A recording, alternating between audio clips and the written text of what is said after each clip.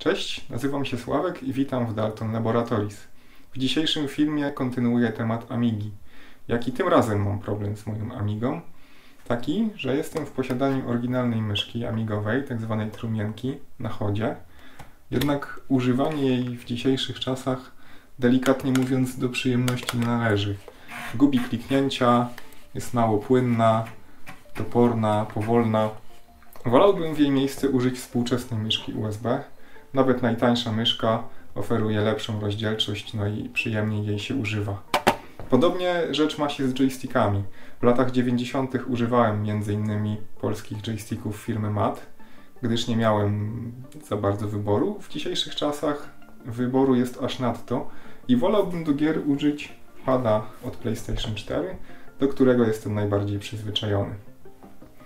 W poprzednim filmie zaprezentowałem, w jaki sposób stworzyć adapter umożliwiający podłączenie klawiatury USB i użycie jej w roli joysticka w Amidze. Teraz poszedłem krok dalej i pokażę, jak stworzyć adapter, który właśnie umożliwi podłączenie myszki USB oraz pada od PlayStation 4 i użycie ich wraz z Amigą. Dziesiątki, jeśli nie setki osób robiły to przede mną. Jest masa rozwiązań typu Mouster, Ami2Hit i tak dalej, Smally Mouse i tak dalej, i tak dalej. Natomiast to, co mi przyświecało, to przede wszystkim chciałem to zrobić samodzielnie i przy okazji nauczyć się, jak to wszystko działa. Przejdźmy zatem do prezentacji adaptera i zobaczmy, jak się sprawuje.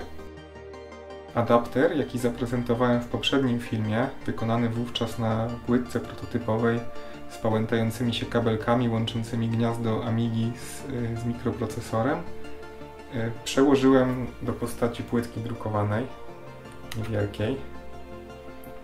Płytka nie jest skomplikowana, natomiast jest to pierwsza płytka, jaką zaprojektowałem w życiu i mimo wszystko jestem z niej dumny, nawet pomimo jej prostoty i tego, że są tu same ścieżki i dwa elementy, do nich się tylko dolutowuje. A tymi elementami jest Siduino Xiao, czyli to samo, ten sam mikroprocesor, a w zasadzie płytka z mikroprocesorem, jaka była użyta ostatnio, oraz wtyk joysticka. Tak się prezentuje finalny adapter. Kod źródłowy oraz użyte biblioteki są także analogiczne jak w poprzednim przypadku i kod ten również udostępnię na moim koncie na GitHubie. Myszka działa płynnie, nie gubi kliknięć. Działa lewy przycisk, prawy przycisk przeciągnięcia. Także powodów do narzekań brak. I na tym kończą się moje wymagania co do myszki amigowej, gdyż nie używam jej znów aż tak często. Przejdźmy zatem do joysticka.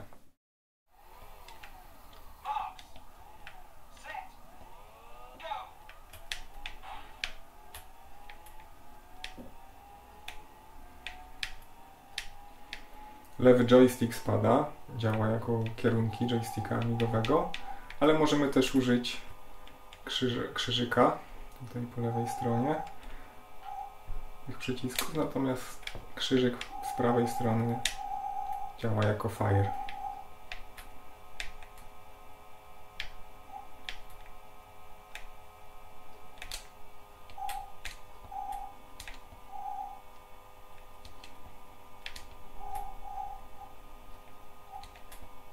Mi osobiście gra się bardzo przyjemnie tym joystickiem.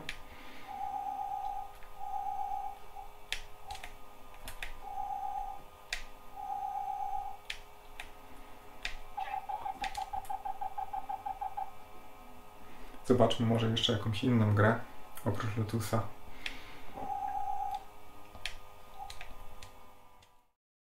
Podczas używania Amigi może zdarzyć się sytuacja, że musimy coś kliknąć w jakimś kraktrze myszką, a myszki nie mamy.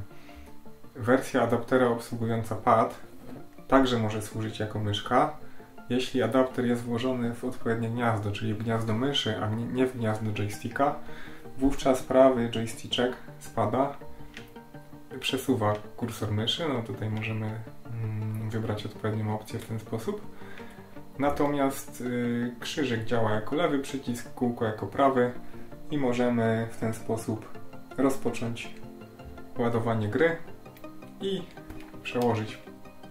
przełożyć adapter do sąsiedniego portu, aby służył jako joystick.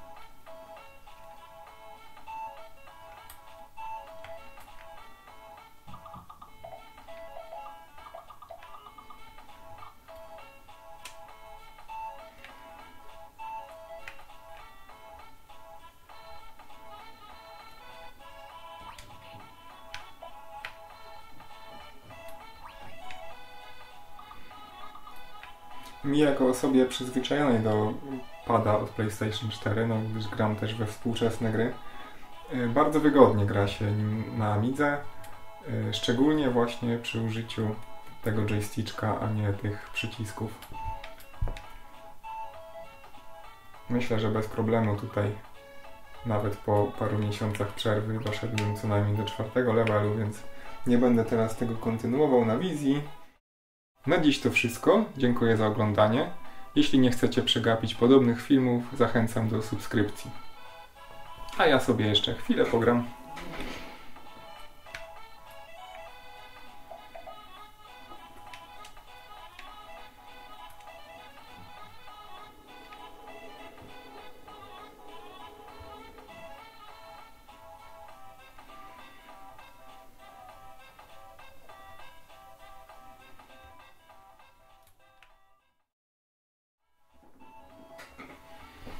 Mały PS dla tych, którzy dotrwali do tego momentu.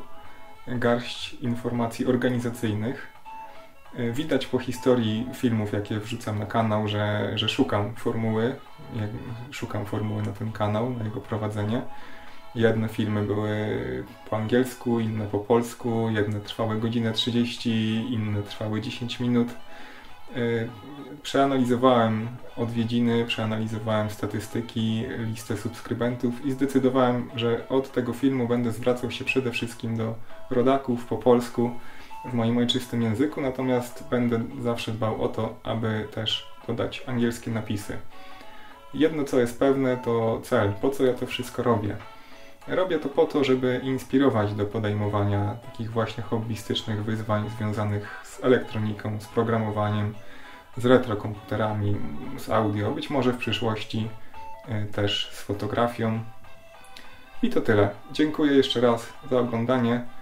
Cześć!